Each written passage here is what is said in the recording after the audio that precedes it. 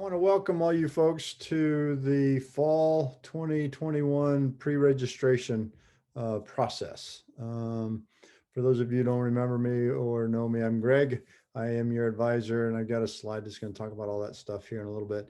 But by the end of today, based on our briefing today and the email that I sent out a couple weeks ago on the 18th, I think it was, you should have a real clear vision about how to register for fall courses.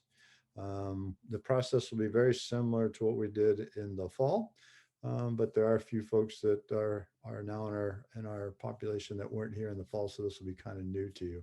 And that's okay. You should still have a really clear picture of this. How I envision doing any kind of questions and answers, please put your questions in the chat. I'm not even going to look at the chat until we're done with this whole thing because I just kind of get sidetracked and my brain goes off in a different direction. If you have a really burning question about a slide that can't wait for whatever reason, then kind of pop in and ask the question. And if it's if we can wait till the end, I'll ask you to do that. If it's important enough and we're not going to cover something, then we'll kind of address it from there. So those, I think, are the kind of the basic ground rules. And we're recording this, as I kind of indicated earlier, and I will post it or send it to you at some point hopefully tomorrow. All right, so let's get going. So today's agenda, have a quick introduction, some what's new, programs, application process, even though that is past, we're going to talk about that, fall registration, and moving forward, what's next. Okay, so that's me. Obviously, that's an old picture. I don't have nearly as much gray as I do now. I do have my on-campus address, which we will be back to hopefully in the fall. And the reason I put my boss's picture and name in there, Alicia, she's the director of advising, is not only because it's my boss, however, all of you folks will get a new advisor next semester because I only work with the first year exploratory track students. And the individual that usually takes the second year students is moving on to a different position. So he won't be here in our office in the fall, but there will be somebody else that is assigned to that task. We don't know who that is yet, but I just wanted to make sure that you knew who my boss was. Okay, quick overview.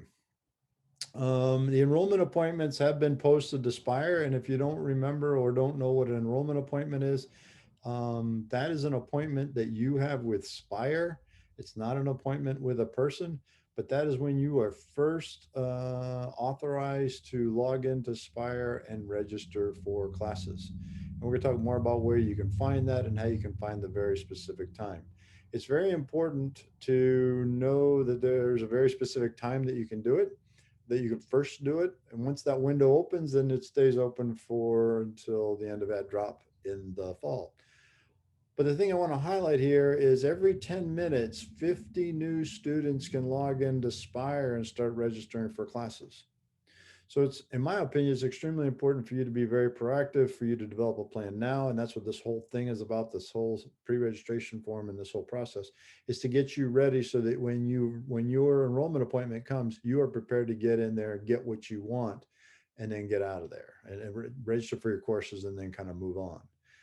The longer you wait, every 10 minutes, you give up 50 seats of seniority. So you give up seniority. It's all based on your number of credits and the number of credits you're enrolled in. So it's extremely important to be prepared, and that's what this is all about. Closely watch SPIRE for holds. Most holds will stop you from registering for classes.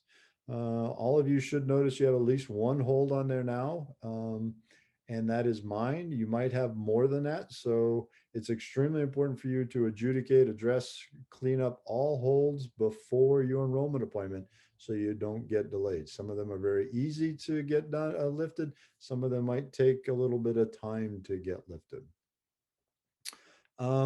Classes will be posted to SPIRE on the 29th, which is Monday.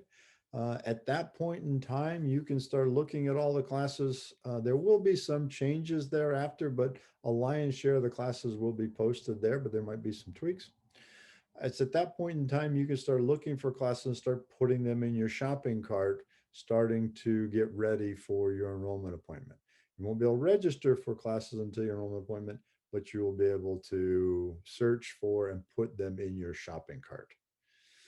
The W date. The W date is the 29th of March. That is the last day that you can withdraw from a class. Um, and a couple things about withdrawing. If you want to withdraw from a class, keep in mind that you've got to keep, if you fall below 12 credits, you're now a part-time student, and that affects a couple of different things. If you're a CS applicant, it affects that because you have to have at least 12 credits.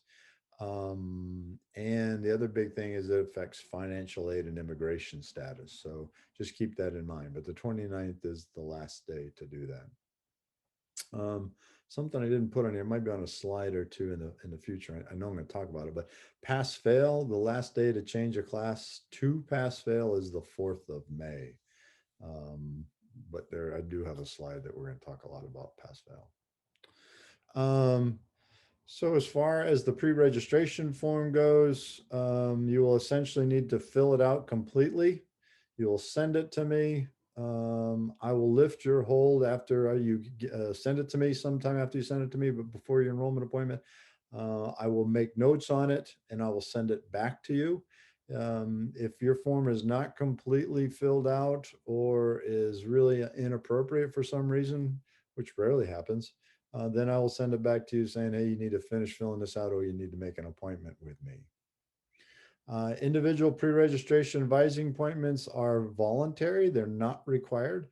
So essentially you attend today or we watch today, you fill out your form, you send it to me, I make a few comments on it, I send it back to you, then you are ready to roll on your enrollment appointment when it comes up in April.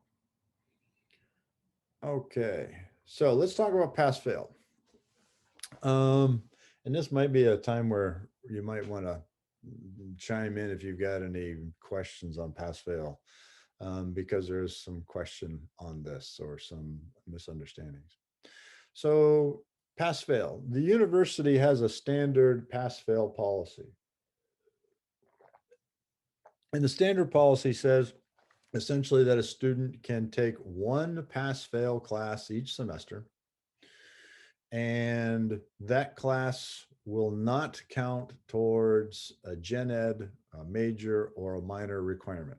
Essentially, the only thing it's good for is graduation credits. That's the standard policy. Since COVID came, every semester we've had a semester change to that policy. And so in the spring of 20, it changed, fall of 20, it changed, and spring of 21, it slightly changed again. But essentially, you can take up to three classes pass fail. The deadline to make that change is the 4th of May. If you make a class pass fail, you can revoke that back to a grade at any time in the future up to 6 months after you graduate. Ideally, the registrar will keep it a letter grade for a class if that letter grade will improve your GPA. If you want to revoke it for whatever reason, you can do that. If for some reason a class shows up, a grade shows up there that does not improve your GPA, you just need to contact the registrar's office. I just talked to a student yesterday who had a couple of classes that they made pass fail, and they all showed up as grades on their transcripts. So it's important to watch that. You can revoke. March 3rd, the academic dean, Jack Wilden, Jack sent an email to all of us explaining in great detail the pass fail policy, and specifically how CICS is going to look at or enforce the pass fail policy. Now, the big thing that's changed from this semester from last semester is that the grade behind a P can be visible to certain administrators or certain people in the college. And those grades behind the P will be used for CS applications and prerequisites. Okay. So as an example, if you made computer science 187, well, let me back up for a second. Grade behind the P can be visible. Now, normally a student has to get a C or a B, or if they're applying to the computer science major, they got to get a B or better in 132 and 187 if they applied this semester. So if they did a pass fail, then that grade is going to be looked at. Now, one other small tweak for this semester is that they've slightly relaxed that standard. So if you looked at the pathway requirements, you'll see that a B is required for the math and the computer science. And you'll also notice that you need to get nothing less than a C in all the rest of the classes. So if you have a requirement that says you have to get a B or better, then this semester, if you get a B minus or better, that will suffice. The same way with a C. If you have a requirement that you have to get a C or better, then a C minus or better will suffice. Okay. So it's more than just the application that this affects. As an example, for English writing 112, a student needs to get a C or better to take CICS 305. That's the junior level writing. Gen Ed doesn't care if you get a D or better, but your college wants at least a C or better to take the next higher level writing class, which in our case is 305.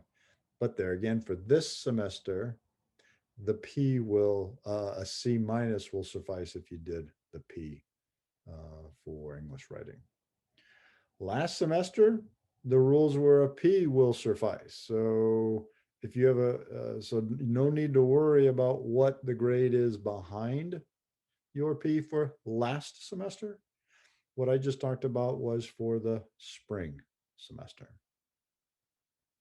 So hopefully that helps a little bit with the pass fail policy.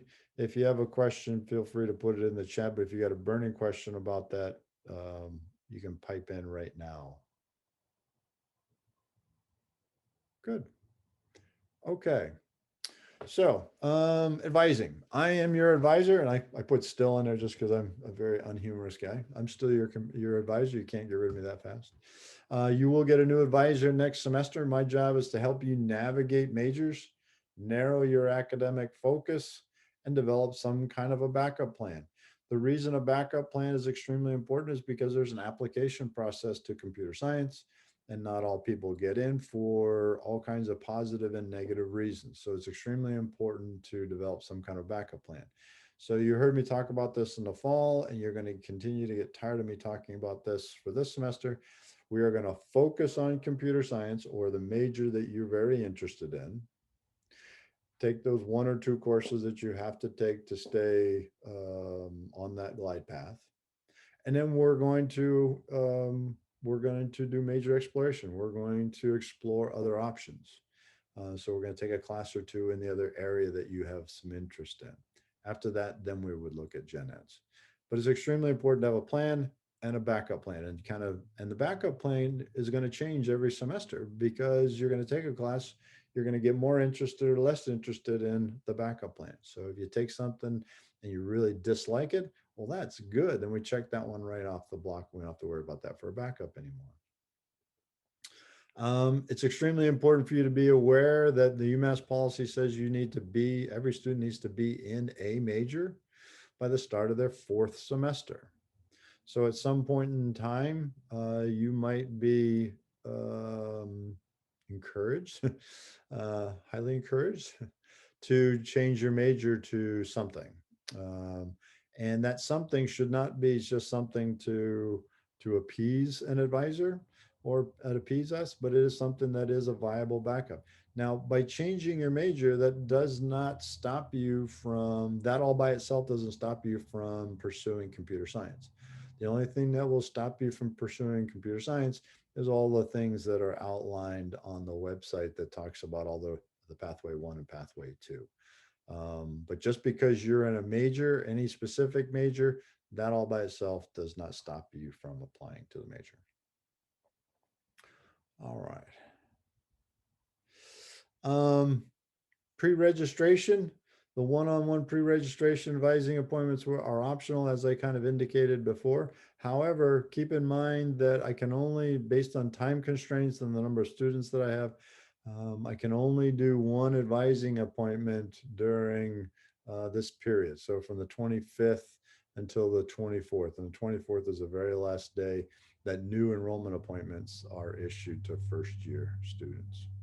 To make an appointment for pre-registration, please use the link on the bottom of the email that I sent out on the 18th of March. If you need to see an advisor outside of that, you're probably not gonna be able to see me, but if you need to see an advisor outside of that, you can see one of our peer advisors, and there is their email address, but you can specifically find them on the web just by Google searching UMass CS peers, and their website will pop up. All right, so our programs, we have a CS, we have a BS, a BA, we have informatics, we have the minor in computer science. I didn't update this slide. We're in the fall, we're losing the IT minor. The college is losing, the universities still have it. It's just moving to a different office. It's going to no longer be under our purview. So some of you or most of you might remember this slide from last semester. This is the BS, and I'm sure you've seen this chart before. If not, it's very accessible and available on the internet on our website. But it's 14 computer science courses that you need to take, 4 math courses, and 2 lab science type courses. Now, the thing I want to kind of talk about here real briefly is the 200 series, because most of you will be entering or start taking those in the fall. Some of you are taking them now. 220 and 230 are both programming intense classes. 240 and 250 are math intense classes. You will not be able to take two math intense classes in a semester, nor will you be able to take 2 programming intense classes in the semester. And there is no standard pairing of those two. So it's not like you have to take 230 and 240 in the same semester, nor 220 and 250 in the same semester. You can take either mix of those two. Normally, habitually, students take 220 and 250 in a semester. And normally, generally, usually students take 230 and 240 in a semester. But I've seen all kinds of different schedules where students only take one of those, or they take 230 and 250. So the bottom line, the only thing that matters is you can't take 2 programming nor 2 math intense in the same semester. Okay. So the BA was designed, set up about 10, 15 years ago to make it logistically easier for students to double major in computer science and something else. However, there's no requirement to double major if you choose to do the BA. And it's to get into the BA, it's the same entrance requirements as the BS. And if you get into the BS or the BA, you can switch later with it's just an administrative action. There's no application or any of that kind of stuff. You just have to essentially see one of the program directors and make that change.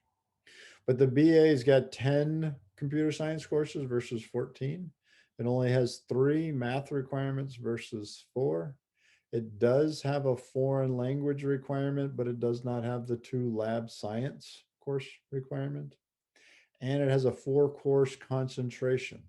The 4-course concentration was designed to come from the second major. So if you're double majoring, then it just makes it very simple. Boom, they take 4 of the upper level courses, 200 or above level in that other major, and they make it, they slip it into the requirements here. If you're not double majoring, then you need to get the 4 courses approved through your advisor. And they do have to be sequential, not sequential, but they do have to be in the same area, same discipline, and they have to be 200 level or above. Okay. The informatics program, informatics is not computer science. It's not a computer programming major.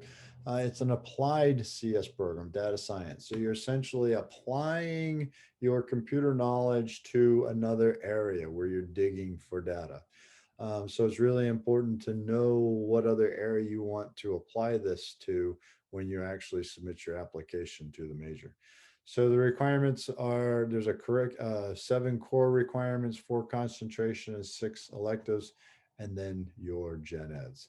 And to learn more about it, there's the link. You can easily Google UMass informatics and it'll come to it.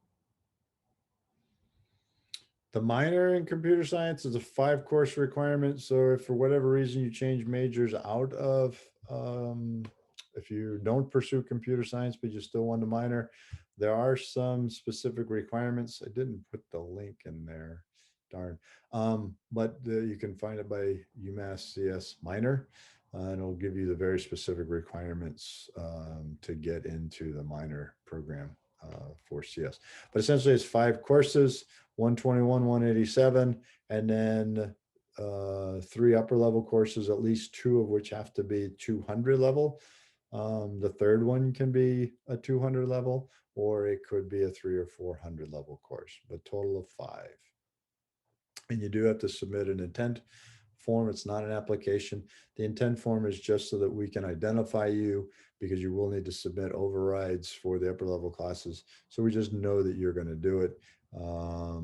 You've got to do this in enough time that gives us, I think we need at least 4 semesters past when you submit this thing, so that we have enough time to give you the classes that we want. So we really don't want a senior to kind of pop up and say, hey, I want a minor in it, and they still need 3 more courses. We're just not going to be able to do that. All right, so the CS application. Most of you should probably know this, but just the overview. The student needs to normally a student needs to get a B or better in 132, but there again, for this semester, if you're in 132, it's got to be a B minus.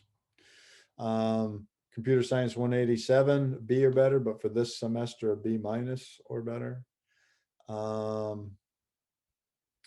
Must earn a B or better. What was it? Must earn a B or higher to take. So what I forgot to put in there is that CS 187. So, or CS 121. So if you're in CS 121 this semester, you got to get a B or better, or B minus or better, in order to be eligible to take computer science 187. If you are in less than the B minus for this semester, then you have to take computer science 186. Under normal circumstances, if you get a C minus or below, you need to repeat it. But for this semester, if you get a D, but even if you get a C minus or below in 121, I would strongly recommend you repeat it anyway, just because you don't have a solid foundation, or your foundation needs to be strengthened so that you can do well in the next higher level course. So you apply on the 1st of March or the 1st of October. You will get an email confirming the receipt of the application. You will be accepted or not based on your grades. And you'll know unofficially if you got accepted or not once grades are posted in late May or early June. Sometime after that, you will get an email confirming that you did in fact fulfill the requirements, congratulating you and asking you if you do in fact still want to change your major to computer science. And it's important to have some kind of a backup plan on top of all this. Okay, so real briefly on the pathways. Pathway 1 and pathway 2. Pathway 1, you need to be enrolled in or have completed 187 and math 132. And earned a B or better. In this semester, a B minus or better. And it could be AP credit. If you earned AP credit for 132, then you're going to need to apply through pathway 2, because you've got to take 187 and 132 here on campus. So pathway 2 was designed for if you didn't get in through pathway 1, for whatever good or bad reason, you took AP credit or you got less than the grade required, then you've got to come to 2. And that is when you're enrolled in the 200 series courses, 2 of them, but you didn't get through in pathway 1. Something to keep in the back of your mind is if you are enrolled into the 200 series courses, and you don't get into computer science, then it's going to be very hard or impossible to get the next set of 200 series courses, because at that point they know that you can't, there's no clear pathway to getting into computer science.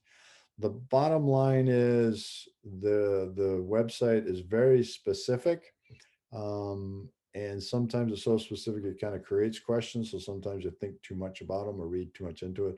But if you kind of look at it with a fresh mind, it'll become pretty clear.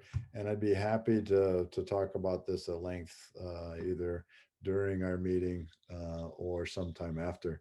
Actually, we really don't want to talk about it much during our pre-registration meeting because there's a lot that would go over during that half-hour period. But there's a real lot of good information on pathway 1 or 2, and the deadlines are October 1st and March 1st. Okay. Fall registration. Enrollment appointment, we talked about, is a date and time with SPIRE. It's very important for you to be prepared. I strongly encourage you to have more than 10 classes in your shopping cart, deconflicted and prioritized.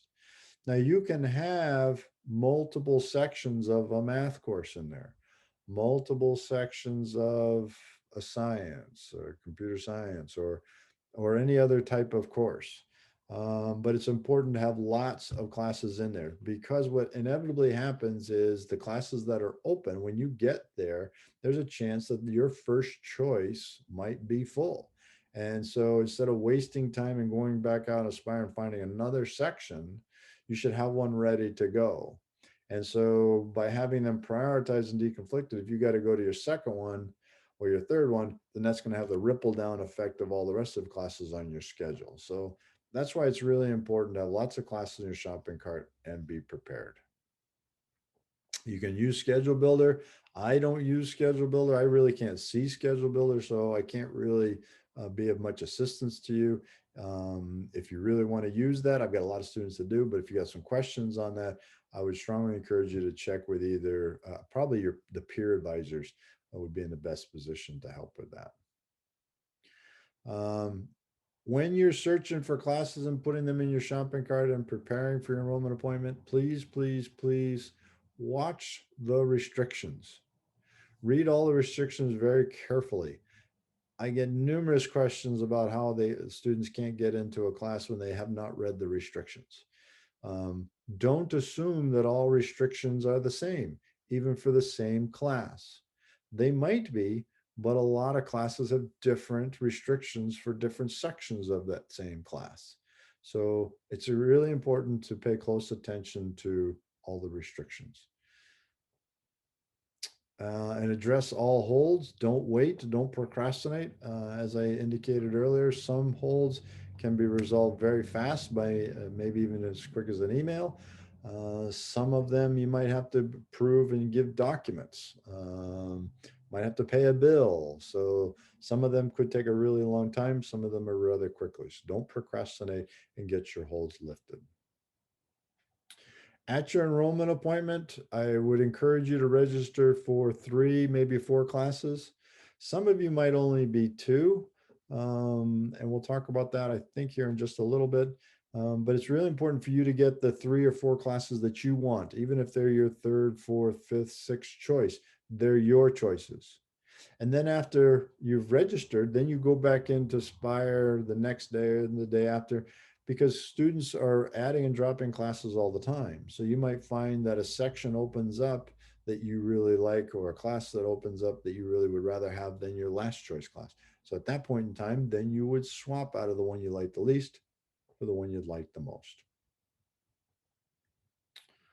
Again, the order of priority should be focusing on CS, but exploring other majors and then gen eds thereafter. It's extremely important to have some kind of a backup plan.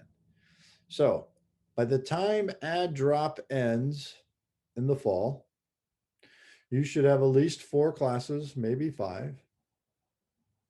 They should be at least one computer science course, because some of you are in most of you guys are going to be in the 200 series courses. So there's going to be 200 series courses. You're going to be in a math course. And if you have a choice between 233 and 235, I would recommend 233. You're free to do 235. But the reason why I say 233 is because it's essentially Calc 3. And if you jump from Calc 2 to 235, which is linear algebra, then when you finally do take 233, you're going to have to kind of knock the rust off of your calculus brain, if you will. So I guess I'm just kind of weird like that. I would just kind of rather just drive through the sequence back to back to back. The next priority is if you're not enrolled in English Writing 112 this semester, or you didn't take it last semester, there should be so few of you that are in this position. Most of you guys should have gotten all this done. And then major exploration type classes.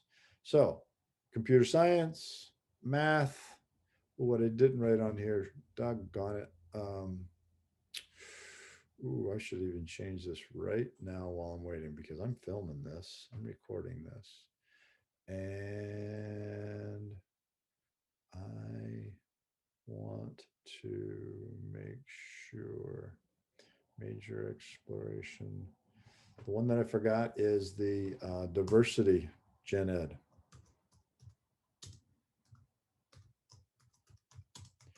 So if you did not take a diversity gen ed in the fall or the spring, then it's extremely important that you do in the fall. I don't know if there should not be anybody that's in that situation. So, but that is important to keep in the back of your mind. Where did we go? And then major exploration type classes. And then the very last one is a lab science. At this point in time, I would not recommend the lab sciences unless that is a potential area of backup for you. Just because it does not help you get into the major, it just helps fulfill requirements for the major. And so that's just where you need to submit an override for. You will need to submit an override for any of the 200 series courses. And you will not have to submit an override for 186. Now for 187, for the few folks that are going into 187 in the fall, the classes haven't been posted yet, so I can't confirm this yet, but I've been led to believe that 187 will be open, at least initially, during the first set of enrollment through April, for only CS majors. Immediately after the 25th of April, then it will be open to everybody. They might change that at the last minute and make it open to all CICS students.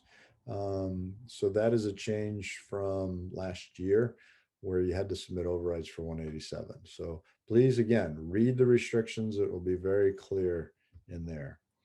Now, I need to talk at length here a little bit, or kind of get into some depth about the 200 series courses. I don't know if I go into it in the future slides here. If you're in 187 now, that means you're going to be in the 200 series courses in the fall. I would strongly encourage you to submit 4 overrides. 1 for 220, 1 for 230, 1 for 240, and 1 for 250. And you're saying, what the heck? No, I don't want you to take 4 classes. What I want you to submit 4 overrides, and at the very end of the override, there is a place that you can write some comments. And it is there that you want to communicate that what your preference is. I prefer 220 and 250. And you want to write that on the bottom of each of your overrides. The reason why I want you to do that is when they're processing your overrides in June and July, as an example, if your choice is 220 and 250, and by the time they do yours, if 220 is completely full and they can't put any more students in there, then if you did not submit an override request for 230, then they're going to stop. They're going to send you an email saying, sorry, we can't help you. But if you submitted another one with the preference saying, I want 220, if that doesn't work, then 230, then they're going to go and see if they can put you into 230. Okay. So they will try really hard to give you your top choices, but it's extremely important to submit for and put your priority in there. Now, along with that, when you are building your schedule now, I would only encourage you to keep room on your schedule for your top two choices. So again, 220, 250. Don't put another course in at that same time. You want to keep that space free so when they process the override, they can just put you into the class. And when they process that override, if everything works, they're just going to put you in there. It'll just show up on SPIRE. If they have any trouble or any problem putting you in there due to a conflict or some other reason, too many credits or whatever, they're going to send you an email explaining why they can't put you into that class and what you have to do, to what changes you have to do so that they can give you the class you want. So another reason why it's extremely important to watch your email Inspire over the summer is they might be trying to put you into a class and they can't for some reason. Okay, talked about that already. There's the override link. The link won't go live, I think, until early June. So you can't do anything now except identify the classes that you want and keep space free for them, and then submit your override in June. Or maybe it's late May. Oh, early May. I'm sorry, not June. Submit override for all 4 courses. Indicate your preference in the remarks block at the end. Do not submit duplicate overrides. That'll just clog the system, and because they get hundreds of these overrides now anyway, so just don't do it. It won't help you at all. Leave room for your top 2 choices. You get an email within a week of the override submission confirming receipt of it. So if you have any questions about your override in the future after you've submitted it, you need to refer back to that email and reply to that email with your question. Overrides will be processed in June, July timeframe. So please be patient. Watch your SPIRE and watch your email. Again, if they can put you in, it'll just show up on SPIRE on your class schedule.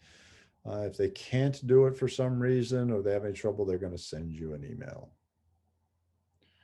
Watch SPIRE and home, watch SPIRE and email over the summer for your CS application and for override information. Okay, so let's kind of transition a little bit here and talk a little bit about SPIRE. You guys should all know this, but just to review, I did some cutting and pasting, so that's why it looks a little wonky, but that is the right side of your SPIRE. And so the holds box is the second from the top. And in this case, it says you've got a hold. If you want to know exactly what that hold is, you click details. And by clicking into details, it's going to give you very specific what you have to do to get this thing lifted or what you have or where you have to start. And they all might be different. So please always check the details. Your enrollment appointment, it's the 1, 2, 3, 4, 5th box down. Again, it'll give you the date, but by clicking into the details, it's going to give you the very specific time. And again, that is based on credits you have earned and credits you're enrolled in now. So you and your buddy are probably going to have a different enrollment appointment because he or she might have more credits or less credits than you. Advisor, that's how you find who your advisor is. So next semester that will change. It will also change when you declare a major. And as long as you and I have a relationship or a relationship with CICS, whoops, there's going to be a link in the bottom of that box that will tell you how to make an appointment with your advisor. Okay. What was I talking about here? Oh, so to check your gen eds, you need to go to your ARR. Your ARR stands for your Academic Requirements Report, and it's an extremely valuable document. It will tell you everything you have to do to graduate from UMass in whatever major you're in. But as an exploratory track student, there are no major requirements because it's not a major. So all it's really good for is telling you what gen eds you still need to do. When you get into a major, then it's even that much more valuable of a document.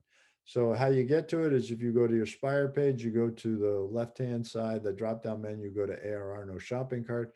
Don't worry about the no shopping cart piece, but focus on the ARR. And then it's going to look something like this. When the fields are collapsed, that means you have completed them, but you have to be kind of careful about this a little bit because there's some timing issues. As an example, if you were to check your ARR after you enroll in classes in April, then SPIRE is going to look at you as being enrolled in classes for the spring, and they're going to look at you as enrolled in classes for the fall. So some of your gen eds might be closed and you haven't taken that course yet, or and you're only enrolled in it for the fall. So the collapse box means you've completed that requirement. Click the box to open it up to learn more about each topic. I would encourage you to go to your AR when you have a little bit of time and read each one of those things. There's some really good information in each one of those collapse boxes. Okay. So this is just a quick snapshot of when I clicked into Gen Eds.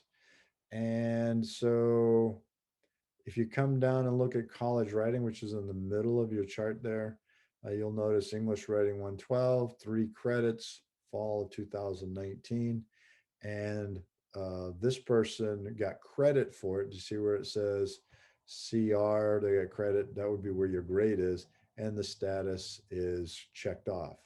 Now, if you come down to the very bottom of the form, you'll notice that it says Math 235. This is where they're enrolled in it. You can go to the far right and see that there is a diamond there, a yellow diamond. That means they're enrolled in the course.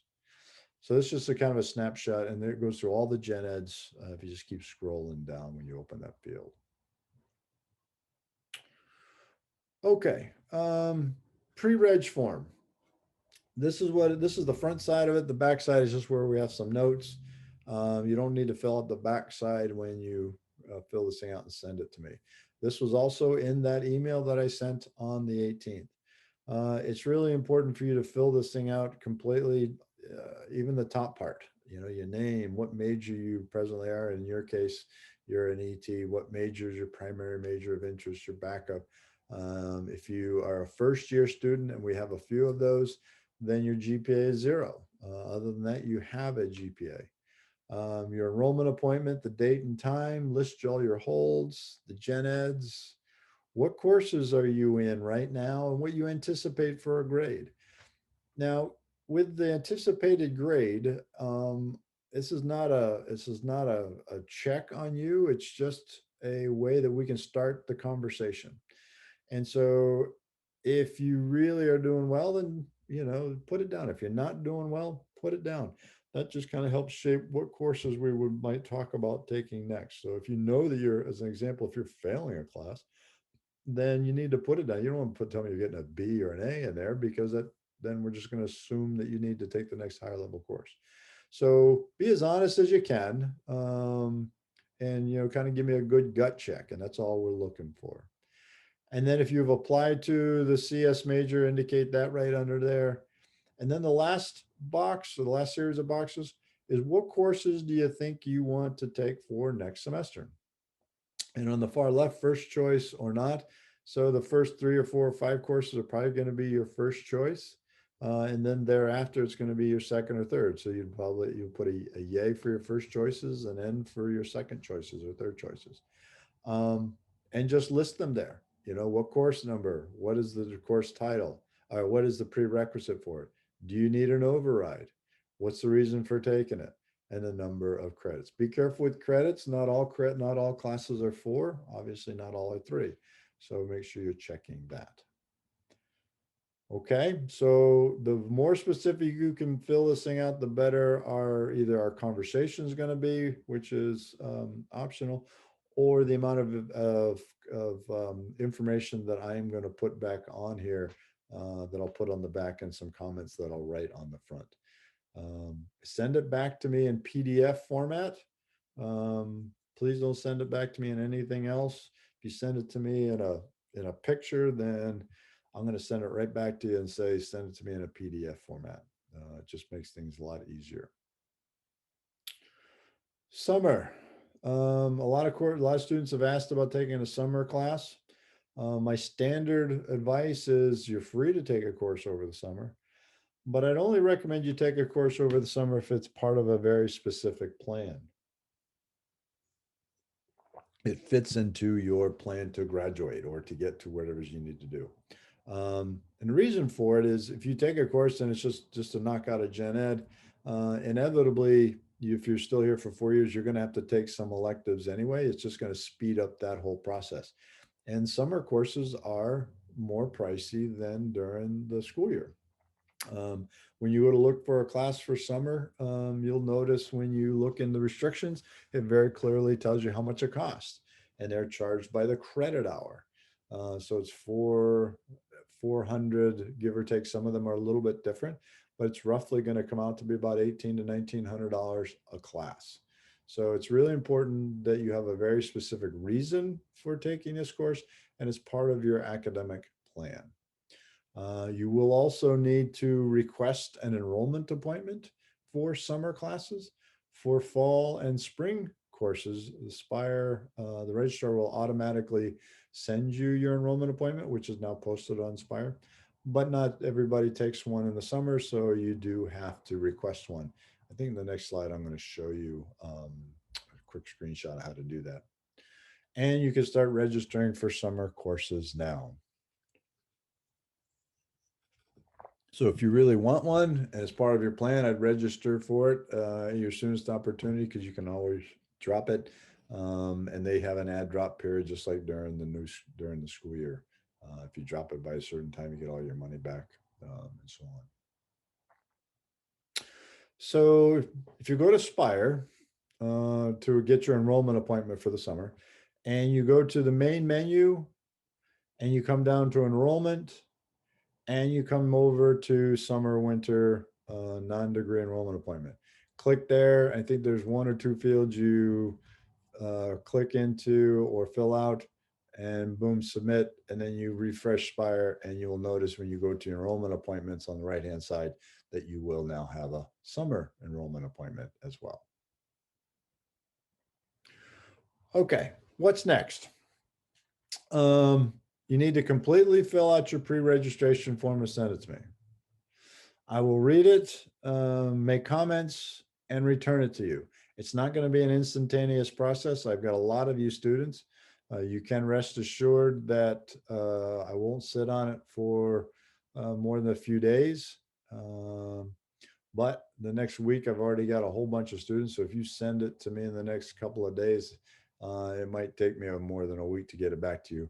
The catch is I will send it back to you well prior to your enrollment appointment.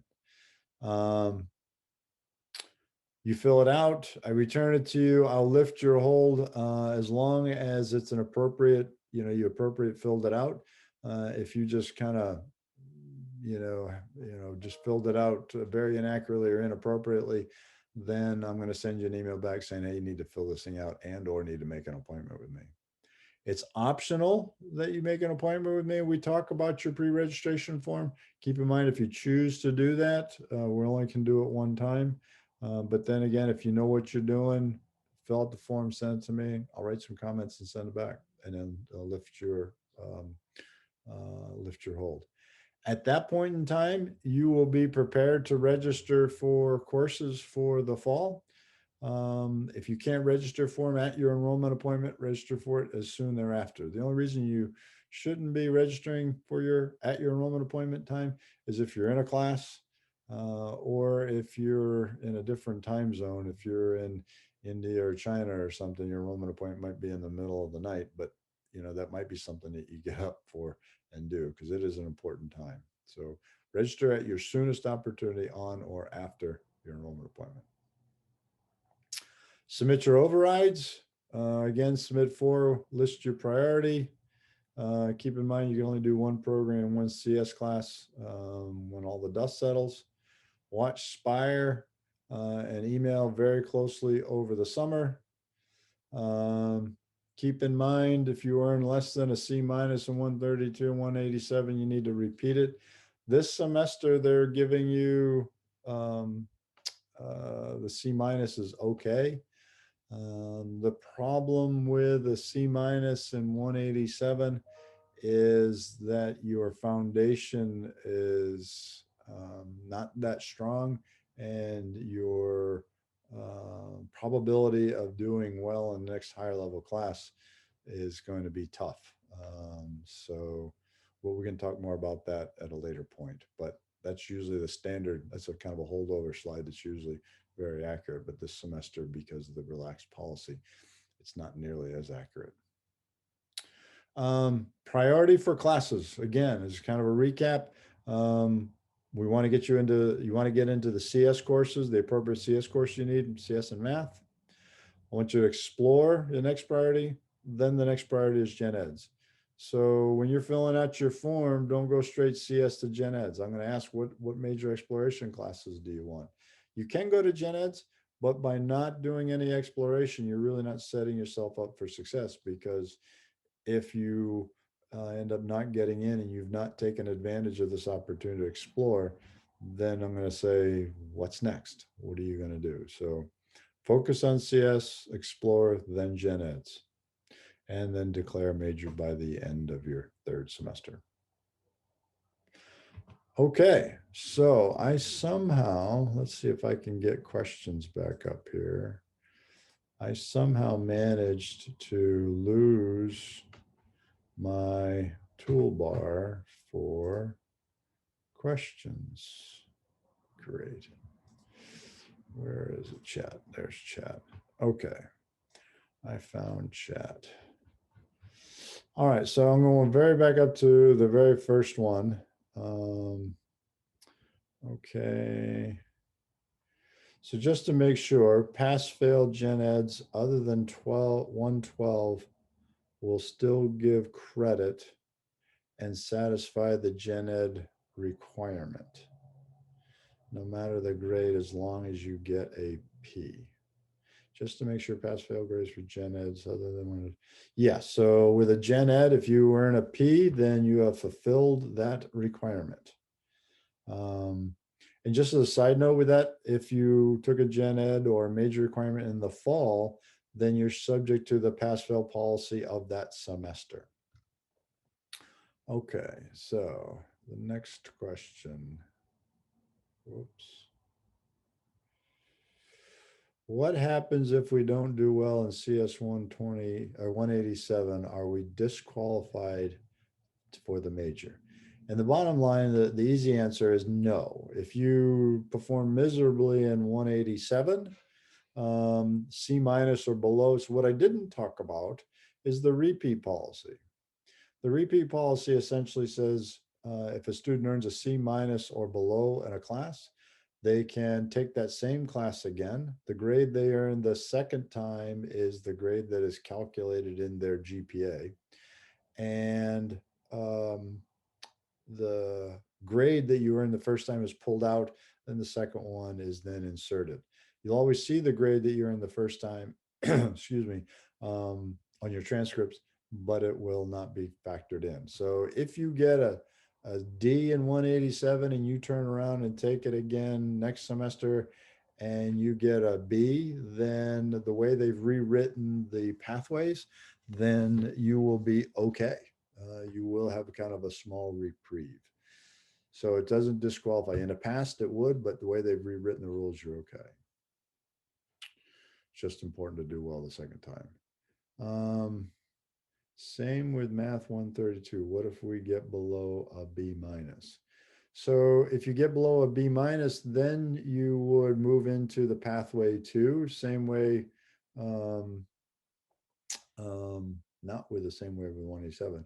But if you get less than a B minus or less than 132, then you would then have to show academic proficiency at the next higher level course. And in this case, with computer science, they're looking at a B or better in computer science 240 or 250. So again, not all is lost. It's just what you have to show proficiency at in the next semester. What's the notification date for acceptance again? So they will let you, I don't have a hard date, but they will process your applications after grades are posted. Grades are posted usually in mid to late May. So I would anticipate sometime in early June, but it could be as late as July. But again, keep in mind that if you look at your grades, when grades are posted, you will unofficially know if you achieved um, all the requirements that are laid out in the application process. I think you said this a little after grades were posted. I don't know what that was. Okay, thanks. Will these requirements be the same in the fall semester? I missed the application deadline for the transfer application, but I'm taking 187 and 132 this semester and would B minus in these classes for the semester be enough? So the simple answer would be no, because keep in mind that the pass fail policy during this COVID period, they've amended it each semester.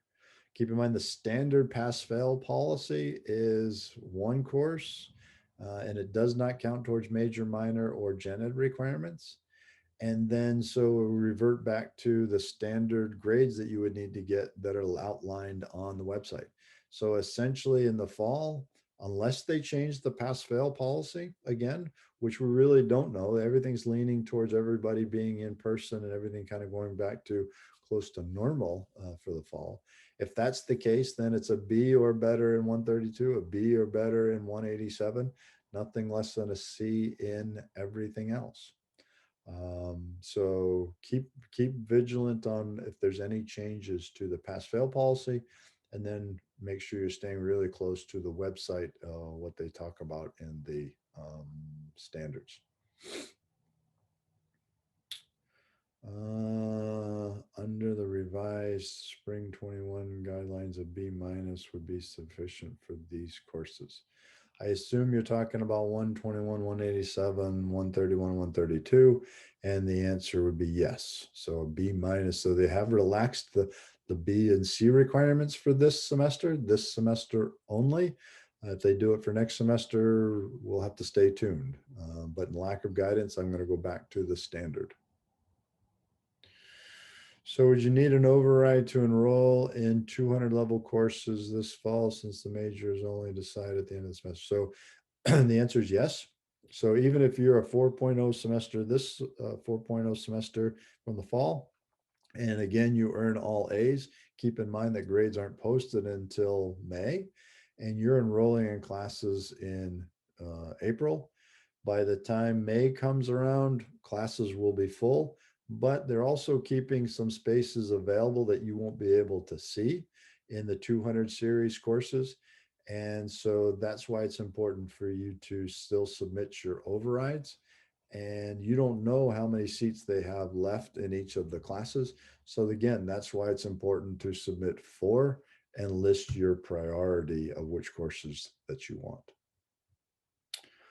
Also, is everyone having trouble finding the fall 21 courses? I can't seem to find them. You can't find them until after the 29th of March. They're not released yet. The 29th of March, 29th. Okay. 132 and 233 use the same homework interface. So if you pay for the dual term, then you wouldn't have to pay for them. At least I don't know anything about that. Are we still able to take stats in place of 233 or has been removed? I have not heard that it's been removed. I'm still under the impression that you could take stats 515 in lieu of 233. The catch is that I don't know how the restrictions are going to be this semester or how the math department is going to handle it. But in the recent past, math has said that you have to have math 233 before you can take stats 515. However, you can ask the professor or the math department for an exception to that.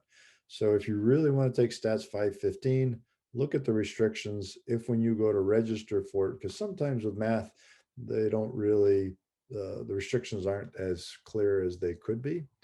And if you can't register for 515, that means you're going to ask the math department for permission to do that. So the answer is yes, you can take 515 in lieu of 233, but you have to get into the course in order to have that happen. So the exploratory track have to wait until April 25th.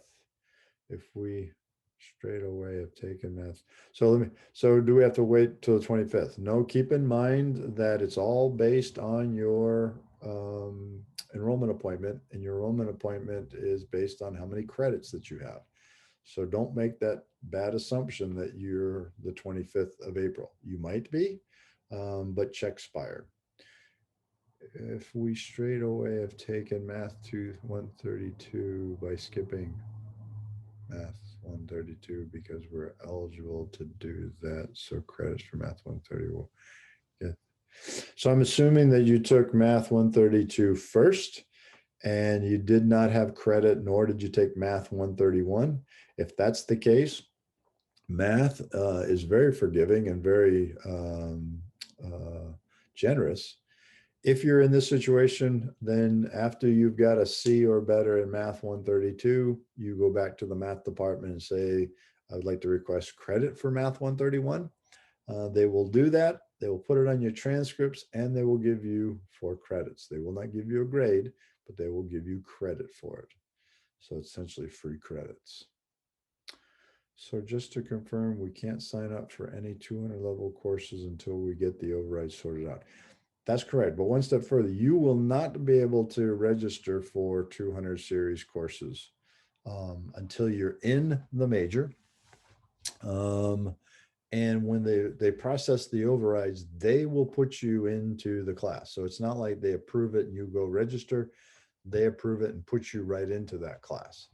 And a side note with that, please, please, please do not ever drop a 200 series course if you got into it through an override. If you do, you're going to have to go back in and ask for another override, and they're going to be very slow to give it to you. So if you find a 200 series course on your schedule, do not drop it, please. Will you have to submit an editable PDF like the last time for yes. So editable, please submit a PDF that I can write on. I should be able to write on all PDFs, but it needs to come in a PDF form. By when should we submit our pre-reg form? You're free to do it at any point in time. The earlier, the better. Don't just do it to do it. But, if you want to kind of do a little bit of research on classes, that's fine. Just give me, if you wait until the very last minute, just prior to your enrollment appointment, I might be booked solid at that point in time. So I would not procrastinate, but I would not send it at your now, send it soon. Give me enough time to write some things on it and write some comments back to you.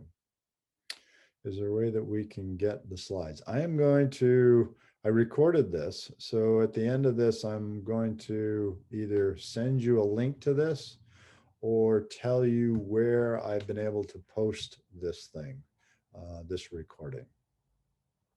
Sometime tomorrow, hopefully I'm able to do that. I declared my CS application this semester. When can I expect the decision? Sometime in early June-ish, or sometime in June, you should get an email. But again, you should know unofficially just by checking your grades. Is it possible to? Advisor, I have one more question. Can I Yeah, ask? yeah, So I'm in CS 230 and Math 132, and I've declared my CS application this semester. So do I still have to give an override if I take another two like 250 or 220 course next semester? yes, All yes, right. because by the time you, so if you don't submit that override, and let's say you get into CS and it's June or July, then there's no guarantee that the next higher level CS course that you want is actually open. So it's really important for you to submit your override in early May at your soonest opportunity. So that then you're doing everything you can to get the classes or class that you want. Okay. You don't have to, but I can't encourage you strongly enough. You should submit your override. All right. Thank you so much. Is it possible to cancel an advising appointment? I've made one under the impression it was mandatory like last semester, but yeah, so if you go back into Navigate, you can cancel the appointment. Yeah, you should be able to cancel to Navigate. Yeah. So I assume the override forms allow us to pick the sections of the CS course. Yes. Yes, so you will be able to pick the section and the section for the lab. But when they process it for the labs, um, if you have a conflict with that, they might give you a different lab based on your schedule. When will the overrides form be available? Sometime in early May. They should be available. Okay, I think that's everything. Any last minute questions? I don't even know how many people you are left. I've kind of somehow pushed too many buttons. I can't even see who's still out there. Oh well. All right. If there's no more questions, you guys are free to go. Thanks for sticking around, and I hope this was informative. All right. Have a good day.